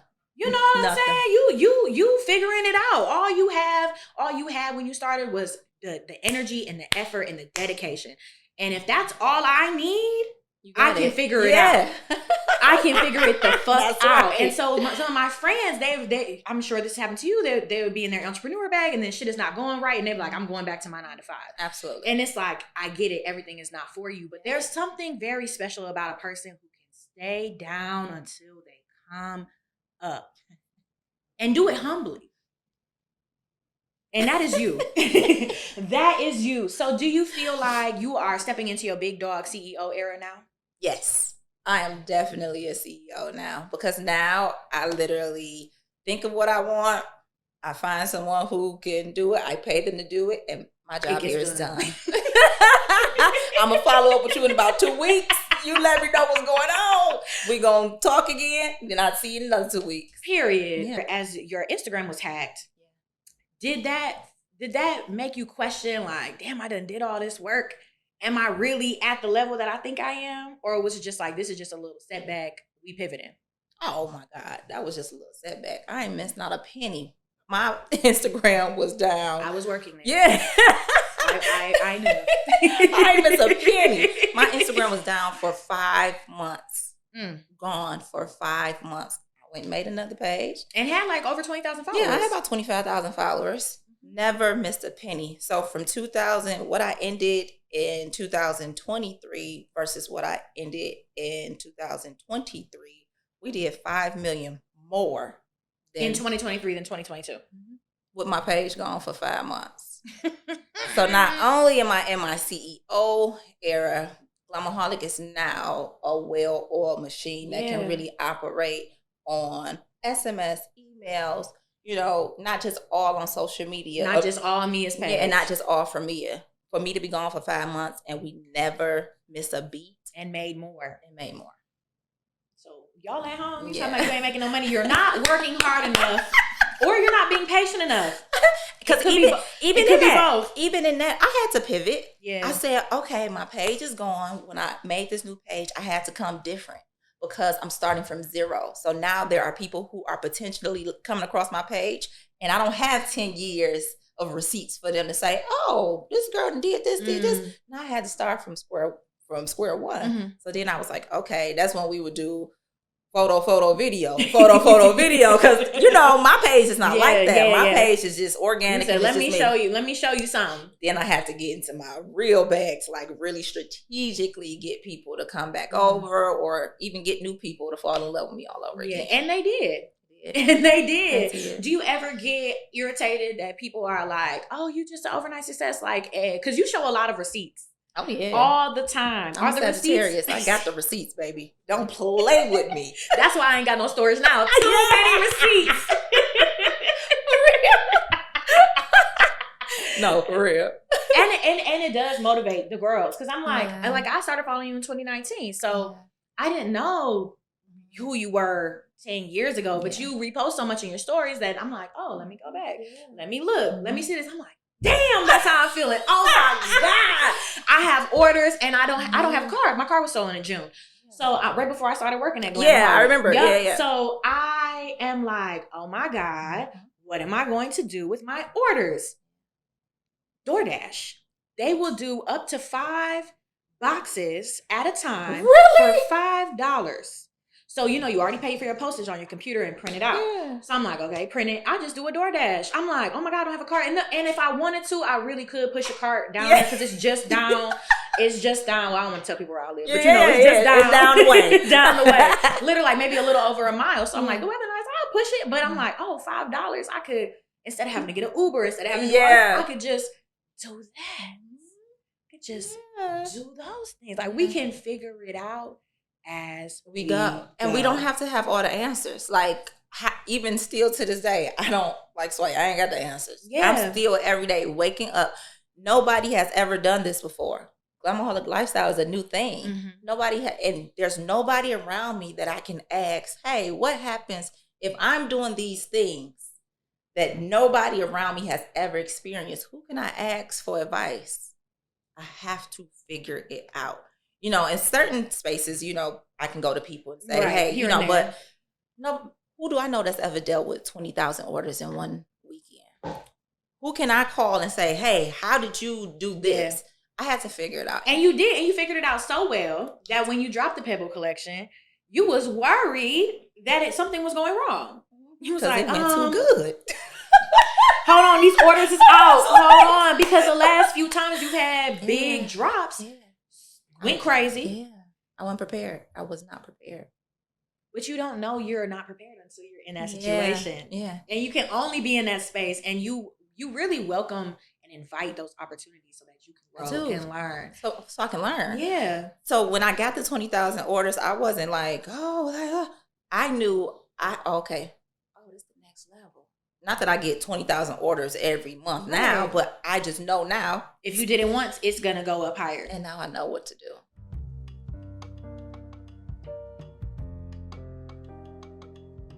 You don't have time to waste. The time is now. Back to you saying, like, I repost all the things. I like my followers to know that whatever season you are in, this probably can apply to. There's a Mia for you. We need a carousel. We need a carousel. Season 1, 2, 3, 4, 5. Whatever season, it's a Mia for you. No, okay. And I always say, like, it's a Jay-Z lyric that applies to something that I'm going through. And when I hear it and I listen to it, okay, that's what I got to do. Okay, cool. Like I said, that's my mentor. Yeah. He ain't never said a word to me a day in his life. But when I listen to what he say, that's what was going to happen. Okay, cool. Yeah. Now I know what to do. I'm going to take that and apply it to whatever my situation might be. And that's how I just keep going. Period. Do you feel like you are an underdog? Absolutely. Still to this day? Absolutely. Don't nobody know my name. No. People don't know my name. You feel like you're going to be an underdog forever? I hope so. Oh, period. I like it here. I like it here. I hope so. I said that like it's a nice motivation. I said that like Kodak Black. I hope so. No, for real. It's a motivation. Like when you people are kind of rooting against you, or they don't know, or maybe I don't even know what I can do. Yeah. It motivates you to go a little And you outsell yourself all the time. You beat your new numbers. 700. The Forbes article said 700,000 when you drop luggage, or maybe the black glam. That was the luggage. The luggage, 700,000 in 10 minutes. And then you turn around and do 20,000 orders in a weekend. And get them shipped out within what? Yeah. 2 weeks? About 16 business days. Yeah. And you went from doing this inside of your home, one box at a time, brick over brick. Yeah. Oh my God. So as you are preparing for the rest of the 2024, what are some things that you are looking to focus Glam-Aholic on, or to bring with Same Girl, Different Hair, or even Girl Cannabis Club? Because we didn't talk about Girl Cannabis Club. And we both kind of kikied a minute ago about like we didn't smoke before this because we was trying to be in our right mind, trying to be focused. But I love Girl Cannabis Club. Thank you. I love the gummies. I love the gummies. I love the vibe. I love the aesthetic. Like, thank you. They are so good. Thank you. What made you want to get into cannabis? So, just getting into it in general, I said, I've been using cannabis maybe about 2, maybe 3 years. Maybe about 3 years. Why'd you start using work. weed? Stressing you out. Stress. And I started with gummies, edibles. I was like, when I get home, I can. Then it started to help me focus. Then it started to help, make me feel better. And I was like, oh my God. Like, cause some people, I don't drink coffee. I don't have a vice. Your Red Bulls and your water. Just my Red Bulls and my water. That's it. And they've been trying to get me off the Red Bulls, but I don't know how that's going to go because I be needing energy, Okay, I just got on the Celsius myself. So I'm in this space, and now I'm learning about cannabis because, back in high school, you just smoke and get high. Yeah. You're not looking at how deep cannabis can really help you. So as I'm doing this, I'm like, everything is like grungy and dark and manly and, and I'm like, I want to bring a new feeling into this space. And even though it's called girl cannabis, I spelled it GRL for a reason. Like, I'm a play on words. Yeah. Like, I just really get real lifted, Period. So it's not just for women. I love it. But when it comes to marketing, that's how my brain works. And there's very few companies, if any, who are marketing specifically to women. With the packaging, with the colors, not just, we're having a day for women. Like, this is for you. Anybody can enjoy it. But this is for women. Yeah. Because I wanted us to have a space. Sometimes I always think, Oprah told me one time, you have to create what you wish existed. I created. I wish I could be a bad bitch with a bag on my arm and not spend all my money in my bank account. Boom, I wouldn't have invented it. Okay, when I go to the dispensary, I want to have something cute when I pull out my little, woo-woo. So I'm like, okay, I'm going to create it. Yeah. So just having that space and that environment for women to just be free and like I said, I don't ever push it on anybody who doesn't already indulge. I just wanted a space for us. For people who do indulge, for people who do need to relax, because when I have anxiety. Me too. When you got anxiety, sometimes, or even depression, like sometimes you just need a little help. Yes, a little. You just need a little help to either relax or to feel a little happier. You know what I'm saying? The sun is out. Maybe I'm sad. Let me just get a little sativa in. Let me just start feeling chatty. Yes. That's what I love. Weed that makes me chatty. That's what I call it. If it start making me talk a little bit and I'm like excited with ideas, I'm like, this is a good strand for me. I be like, whoa, you should see my notes. It be in my phone. I be like, and then I always send my friends videos. I be like, okay, I'm high right now, y'all, but what if I do? They be like, that's fire. Smoke some more. What is your favorite product from Girl Cannabis Club? Like flavor, or is it edible? Yeah, I can say that my favorite flavor is the Mimosa Mama, the sativa. Yeah, that gets me to cleaning up and doing stuff. I like that one too. I like that one too. And I'm not a gummy girl, so really? when I had them, I was like, "Oh, these are good." Like, you want a gummy? You want? And then lavender nights at night. That's when I'm about to. Yes, yeah, that's my girl. Especially because you get home, I'm sure, as a mom, as a partner. Yes, it's a lot of things that you're juggling, and it's hard sometimes to turn your brain off. Beyonce talked about that in the Renaissance movie. Like sometimes it'll take her hours to come down after a show and like this for me is a show, right? Yes. Like after this, it's gonna take me a few hours. Sometimes I'll stay up late. Like I can't turn it off. I'm thinking about it. I'm replaying it. I'm like, oh, what if we do this? Or what if we do this? Or we need to do this. I'm hitting 7. Like, oh, 7. Da da da da da. Like, girl, it is 12. Like, I'll see you tomorrow. You know, but you can't turn it down. So the cannabis helps you. Yeah, it helps. It helps me to turn down, but also just like to create. But also, even in the spaces and the times where I'm just like, even without cannabis, my mind is just going. All day long, my man is listening to all these ideas. And from day one, I used to be like, you have to excuse me. Like, this is how my mind works. He'd be like, talk that shit. Period. He'd be like, that shit don't bother me at all. This sound like money to me. Right. Talk that shit. So I'm like, boo, what you think if, boo, I'll roll over. Boo, I just had to say, oh my gosh, that is me. Yeah. Ain't even brush my teeth yet. Yeah. Do you think we should hide? Yeah. Don't bother him not one bit. Not at all. He'd be like, that's a good idea. Not at all. I'm so glad that you have a partner who is supportive. And I thought he was going to come with you today because if you know Mia, she ain't never without her man. Never. Okay, but she came by herself. She was like, oh, you feel real comfortable. And dude. Didn't even have to come with the bodyguard today. He was like, I'm going to let you have that one. Period. But I ain't too far. You know you ain't too far away. Right. I'm sure he on the location like, hey. You done yet? Are you okay? You need anything? I said, I'm going to Miss Aaron's house. He said, okay. I ain't too far away. And he's so funny because he don't talk for real. And like the only time he talk really is to say hello. Mm-hmm. But then when I seen him at the holiday pop-up, he was like, oh, I like that jacket. I said, oh, you must really like this. You ain't never said nothing to me. Do you want it? He's so quiet. He's so chill. But I love that. And I think we need we're very like over in your face sometimes. You can be a little assertive, even a little aggressive. And we need partners who like can chill us out. Like, you do you. Or go over there or just supportive. So I'm so glad that you've had it. Because the girls be talking about me and help us with our relationship. Baby, I am happy. Oh, baby, I don't. I'm not a relationship expert. I just do me. Okay, so as we start to close up our episode today, I know it's so sad. One thing that I wanted to talk a little bit about is mentorship, right? Because so many people ask you to be their mentor. And I have already mentioned, like, in my head, you are my mentor. You talked about Oprah and Jay-Z being your mentor. And you say, I love that you say, they told me. Because I'll be like, Mia said, and I'm like, Mia told me. I did. How do you feel about mentorship? Just overall, let's start there. Like, how do you feel about mentoring people? Like when people ask you to be their mentor. Okay, I'll start with how do I feel about mentorship.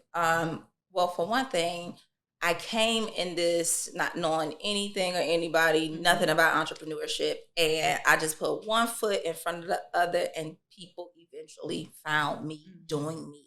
They found me doing the work.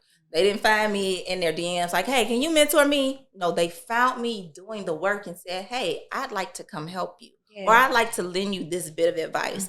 I didn't know Malik from a can of paint. She came here for a blogger that lived here at a time, and they had like a dinner, and she invited like 8 to 10 women, and I was the last on the list. Hey, it's this girl Mia Ray here. I'm going to invite her. I was the last. The underdog. I was the last thought. And I went to this dinner, and I sat here with Malik, and I'm listening to her give this advice, and she said one thing to me, and I was like, oh, she do not like me. Like, damn, she ate me up. Told the truth, though. That's how you need that. Yeah, she was telling the truth, though, baby. Yeah. But I was like, damn, this what lady did she don't say? like me. We were talking about our relationship. At the time, I'm pregnant. And I was talking about how, we're going to get our credit together or something. It was something another about a relationship so we can go do something. And she was like, Like, she asked me a question about him, and she was like, I don't know if that's, like, the right thing for you to do. Or, something to the point of, damn. I'm like, damn, I'm pregnant with it. Or something like he wasn't the right one for me or something. No, I'm carrying this baby. We laugh about this all the time because I was like, damn. What this baby must my little orange. But she was right. But not even in a mean way, but just being very direct and being very realistic. But I say all that to say, right now, I can pick up the phone and call Malik and say, Malik, this is what I'm going through. Okay, Mia, this is what you need to do. Every day, I'm not saying, hey, Marlene, what you think about this business idea? What you think about this business plan? No, when I need her, I can reach out and she gives me that advice. Also, Tawny, she owns Liquid Salon and I think it's Bloomfield, on Telegraph and Maple. Found me doing the work. I could pick up the phone and call Tawny and say, hey, Tawny, I'm going through this right now. I'm trying to figure this out. Mia, you should do this, X, Y, Z. To me, that is the mentorship. Yeah. I don't lean on them to give me anything except for when I need that advice. They are there. Like, I do not drain them. I do not, those things because I really feel like people don't know what mentorship, they don't know the true definition of it. What would you say mentorship is for you? Oh, I don't know. Exactly what I just explained. When having people who are... When I'm doing the work and when I'm lost and confused, that Rolodex of people that I can then refer to give me that outlook in those options or those, this is what I did. If it wasn't for Malik, I wouldn't have a financial advisor who has now set me and my children up for the rest of our lives, things like that. So a lot of times people think that mentorship is about somebody helping you run your business. Can I mentor somebody? I mentor people every single day. She mentoring right now if y'all pay attention. Every single day when I'm showing you when I was walking, when I'm showing you when I was frustrated, when I was unsure, and I'm reposting these things, I need you to apply that to whatever it is that you are going through. Oprah, Jay-Z, and Beyonce have never dialed my phone and I've never dialed theirs. But you cannot tell me that I wouldn't be the businesswoman that I am today without those three people. Because when I sat there and watched Renaissance, I was in tears. My best friend was like, yeah, you heard what she just said. I was in tears. She she talking to you. And even down to Jay-Z lyrics, like it's a Kanye song that he's on when he said, first I had their ears, now I have their hearts. I took that years ago and was like, oh, if I just get them to listen to me, now everybody love me. It's Glam-Aholics at a scrap for me. You get what I'm saying? Catch a body. Not me. But you get what I'm saying? They love me so much. It's not about a bag. It's about what I've said, what I've showed, what I stand for. I'm not no mean girl. I'm not all that stuff that y'all see on social media. I'm none of that. I'm me. When you come over here, you're going to get nothing but me. So when it comes to mentorship, I'm not that girl because I give it to you every day. If you don't know how to pick it up and apply it, that's on you. You want me to be the businesswoman that you look up to. You want me to be the mom that you look up to. You want me to tell you how to start new businesses. You want me to be the financial literacy coach that you need. Everything. You want me to do all of that and mentor somebody? A therapist? The relationship guru, like, this too much. No, baby. I can't do that. But I can... What I have to offer is what I give. And now I have this thing of when people see me out at events, they're like, can you mentor me? And I'm like, you follow me, so you know the answer is no. Even I cannot stand this. What would you like? You such a mom. So you know the answer. You know the answer is Don't no. ask me again. Don't ask me again. And this one girl, when I said, no, we face to face, she said, well, I'll pay you. I said, baby, you don't got enough money. But why is that the response that you give to somebody that's telling you no? You want me to just take your money? Because they want a quick because fast you answer. don't pay you don't pay somebody to mentor you. No disrespect to whoever's out there saying pay me to be your mentor. That's y'all business. That ain't got. I'm talking about over here. That's how I feel about it. Agreed. When you have a real mentor, there is no transaction besides advice, help, support. I said, what do you want? She said, I just want you to assist me in my business. I said, you want me to assist you? I said, you don't even know what a mentor is. No. You looking for somebody to run your business, help you. I can't do that, baby. They want the overnight, what they perceive as the overnight success. And they're like, if Mia's hot, you don't want to do the work. She can give it to me. But it's like, she's giving you eggs every day. She's teaching you how to fish every day. Every day. Even now, still to this day, you was a few months ago, you was talking about doing taxes and like how much money you had to pay for taxes and making sure your taxes was in order and letting people know what taxes look like for their business. You talking about how to buy a house and even like making sure your money was in order as an entrepreneur. Like teaching you about an interest rate. A lot of people don't even know what an interest rate is and how that really could make something crumble when you didn't pay attention. Hello, you teaching us about all of that in addition to like actually running your business and not being perfect and not getting shit right. It's okay. Sometimes. Yeah, I'm human. I ain't never did this shit before. Hello, it's the first time. We all figuring this out. Like you are the blueprint, which means you're writing as you go. You know, and I feel like mentorship. Often, I had an advisor in grad school, and he told me that mentors are supposed to be people in your life who can give you the support, can give you advice, but you don't need them for everything. And you have different mentors, just like you just named 3 different people. You have different mentors, people who do different things for you. Like Jay-Z doesn't do the same thing that Oprah does. Or that Mike Lee does. Absolutely. That Mike Lee does, right? Absolutely. And also there's a lot of beauty in what I think you're describing too is peer mentorship.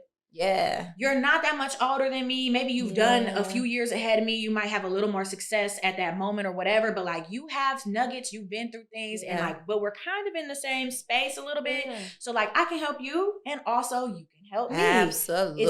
It goes both ways. And I think that mentorship, people often think it's just like, I open up my head and you dump everything in and then I'm going to be able to do what you did. Because they don't want to do the work. Yeah. They don't want to do the work. Because even, and I can say this, and I know she will be totally okay with it. We don't have a mentorship relationship, but Fancy Homebody, Vanessa, if I can help you not do a mistake, not make a mistake that I did, I'm going to tell you, let's do this. Let's make sure you got enough X, Y, and Z. Think about these things. Then she takes what I said, she go figure out and break that down to however it works for her. Mm-hmm. You can't copy and paste somebody else's blueprint to you. Exactly. You have to take it her own. Whoever I give the advice to, even when my league says something to me or Tawny, I'm making my own. Because the thing about it is, it's like you have to figure out what works best for you at all times. It's not, my story is not going to look like anybody else's story. But along the way, I'm still going to need a little bit of help. And that's okay.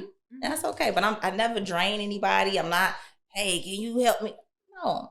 I'm gonna go Google it, figure it out, and then when it gets to a point, then I pick up the phone or I turn on the Black Album. You know what I'm saying? You get in that motherfucking bag, okay? I turn on the Ford documentary. Yeah, anytime I'm waiting on them to release Renaissance. I've watched the Ford documentary. I can't tell you how many times I watched Homecoming. I've watched Homecoming. I watched Homecoming so much before it was on Netflix. I had the bootleg link from Coachella. When they was just in the yellow outfit. So when it dropped on Netflix and she was going from yellow to pink, I didn't even know. I was like, holy, whoa. Like, I watched it so many times because I saw a woman who was, and that Homecoming for me was, turned me into a Beyonce stan. I was like, oh, I like Beyonce. Like, I like her music. I like Destiny's Child. Like, these are things that I like. But when I seen her, the work. You saw that work. It's for me, I don't know if it's a sad thing, but when I see people working and I see them doing the work. Like, I can do that. Say less. I'm not the only person struggling. I'm not Beyonce doubting herself. Beyonce in the gym, struggling. Crying, trying to juggle being a mom, being a wife, being a sister, being this. Like, sometimes you need to see that. You need to see it to know that it's real, to know that what you're going through, you're not alone in that experience. And also, you can do it and you can be your best self. All the way, all the time. As we close out for real this time, I want to just create a couple of takeaways for our audience. Things that you feel like you want to leave our audience with based on our episode or just in general. I think when people listen or, follow me, see things, I think the biggest thing that you see when it comes to me is just starting right where you are with what you have. I say this all the time. It's never going to be the perfect day. You're never going to be the perfect weight. You're never going to have the perfect hair. I never waited on the day to be perfect because I don't want to be. Yeah. I like being imperfect. I like being a hot mess. I like it. So when you start right where you are, that's the power.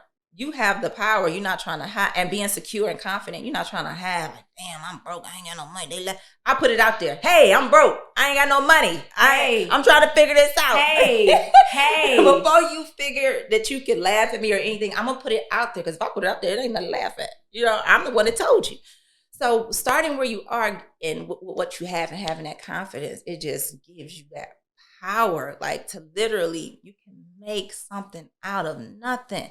I'm living my favorite rap lyrics. I live that shit every day. I really do love doing rich nigga shit. I do. Y'all might not see it, right? But I love it. You get what I'm saying? Yeah. So just knowing that you could take nothing and make it into something, you have the capacity to do that. It only takes your mindset, your determination, your consistency. I always tell people, I might have slowed down, but I never stopped. Never. I'm talking about through anything, pregnancy, uncertainty, no money, heartbreak, whatever. I might have slowed down, but I never fucking stopped. And I ain't. Ever. Period. I think also a takeaway for me would be like, it's okay to say that you're broke. I think there's a lot of people who are like, I don't want to speak that over myself. And I was in that space for a while, but baby, you got to be fucking honest. Baby, you got to tell the truth. You don't have no money. You not living the life you want to live. Like, I'm having real conversations with my homegirls right now. Like, damn, we're turning 30, 32 in that range. What the fuck are we doing? Like, is this the life? Do we want to live paycheck to paycheck? But that's the conversation that's going to spark the change. And it has. Yeah. I've been on my shit. Yeah. I'm like, I'm posting, I'm doing my things, I'm watching, right? And I'm like, okay. Sometimes I don't be feeling like doing shit, and I'll be like, Mia said this. Let me get up. Damn it. Nice days where Mia don't do shit. It's some days where I'll be like, look, bitch, lay down. It's like that. It's like you gotta have to balance, but you also need that motivation and being honest and being real with yourself, which you have. You've been honest with yourself and you're honest with your community, and so we can love you because of that, and we need to bring that into our own life, into ourselves. Like, it's okay to not be happy with where you're at. It's okay to feel like you don't have enough yet. It's okay to feel like you have bigger dreams, and you can go for that shit and get what you want. You can get everything. Nobody's gonna come save you. Nobody is coming to save you. Nobody came to save me. I've never. And when I say I stand on what I say, nobody has ever given me $1 for Glam-Aholic Lifestyle. So when I stand on self-made, I did this. I figured it out. I didn't borrow. I didn't do something strange for a picture. Nothing. You know what I'm saying? I stood on, I'm going to figure this out. And I did. So whatever that might look like for you, you can apply. I can really do this shit. Yeah. I can really do this shit. I remember, I just told my friend this. I went to visit my leak in Atlanta one time, and she had just moved to a nice, beautiful townhome. And I went to her house, and she had an elevator in her house. And I was like, wow. I'm like, this shit is possible. I left there, and I was like, okay. You can do it. I'm about to watch this. You can do it. I said, I'm about to watch this. I said, I'm about to turn. All it takes is for you to see that it's possible. It's tangible. A ghetto girl from Yosemite and Collinwood, from Dexter, can go and take this and do this. Yes. Yeah. It's not just reserved for athletes and rappers. You, whatever it is, the top nurse at Henry Ford Hospital, whatever it is you want to be, go do that shit. And be the best at it. And be the best at it. And fuck whoever ain't with it. Fuck them. I love how Cash y'all be saying fuck them. Yeah, fuck them. Oh my goodness. Thank you so much, Mia, for being here, for being a guest. You have inspired, like I said, y'all I done fangirl throughout the whole episode, but you have inspired so many people. You have inspired me, and there's been so many times where you've restored my faith. Watching the blessings that God is giving you in the work, because it's the work. I'm watching the work, so I respect you. If nothing else, I respect your work ethic. Thank you. I'm watching this, and I'm like, damn, God is blessing her. Like, she's showing up every day, day over day, year over year. And then takes it there, right? So you have just restored my faith in what I'm doing. And when you're fighting your dreams and you're choosing you, when you have these bills at your door and people asking for things, you're scared. But when I watch your story, I'm reminded that I can do it. Oh, yeah. I'm reminded again and again that I can do it. And I just want to thank you so much for that, because more of us need role models that show us that we can. Because of you, I can. And in 10 years, when I'm where you are right now, and we do another one of these, I'm gonna be like, remember? I would be like, yes, I remember. Remember when I was telling you I had just had an eviction notice? I just bought my mama a house. Yes. Like you showed me I can't wait. It is possible in small steps. It's not huge overnight. It's granular. Yeah. It's little tiny Slow and pieces. steady. Slow and steady. Yeah. And so thank you for pushing me to keep going. Thank you for pushing the Glamaholics that I know are going to be tapping in to be better. I hope that when the Glamaholics see this, they feel like I did right by them. Because I for sure did right by myself. So. I just want to let you know, like, you deserve your flowers so much. Thank You deserve you. all the flowers. Can you hand me the flowers? So I wanted to give you these flowers. I am so grateful. Oh, yes. Thank you, team. I am so grateful to the pedal pusher, Tiffany, for making this this is gorgeous. I know you love roses. So I can't wait to get home and put this on my We- new dining room table. It's gonna look beautiful. Thank you so much, Tiffany. The pedal pusher, she really did that. Her card Thank is you, on there too. Tiffany. But I'm so grateful for you. I cannot say it enough. And you deserve this and a million times Girl, more. thank you. A million times more. This So is beautiful. if y'all don't already follow her, can you let the audience know where they can find you? My personal Instagram is Mia Ray, MIARAY. Then there's Glam-Aholic Lifestyle, spelled how it sounds. And then same girl, different hair. Then girl, we have to change it to Girl C Club. So it's 2 C's because cannabis. Yeah, they being weird about that. So yeah, I think that's everything. Okay. Yeah, And we'll put it up on the Okay. screen too, so they'll be able to see it and follow it. So Thank you. yes, thank you so much. Thank you for having me. This was so fun. I knew it was. I said, I know she coming with the questions. I wanted to I know my ask girl. the- I know her. Period. I knew it. This is so fun. This is so fun. Yes. Thank you, Erin. You're welcome. Thank you for being here. So, all right, y'all. That ends our time together today. And I know you're sad because I'm sad. But don't worry. Don't let it weigh too heavy on your feelings. We'll be back in 2 weeks with another episode of Heavy on the Feelings. And in the meantime, don't forget to like, comment, subscribe. And if you've already done that, go to our Instagram, Heavy on the Feelings on Instagram, and follow us. Like, interact. We love it there. I want to know what y'all like, who's guests y'all want to come on next. Like, who are your favorites? I want to chat. I want to talk about their feelings. I want to understand their process. And yeah, until next time, y'all, take good care.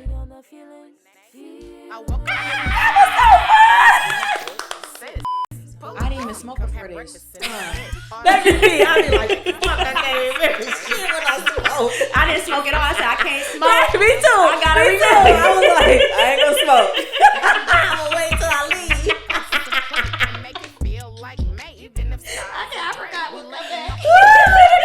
That's so funny. Negativity just dissipate. You can chill and drink your chai and participate. You're watching Heavy on the Fields with Aaron A. We march to our own drum, it's how we operate. We on that healing girl tip, yeah. Flying, we a trip, yeah. At first I was slipping and I finally got a grip. We manifesting and we earning. Might just get a twerking. Cooking up, we stirring. We still healing, we still working. That's real.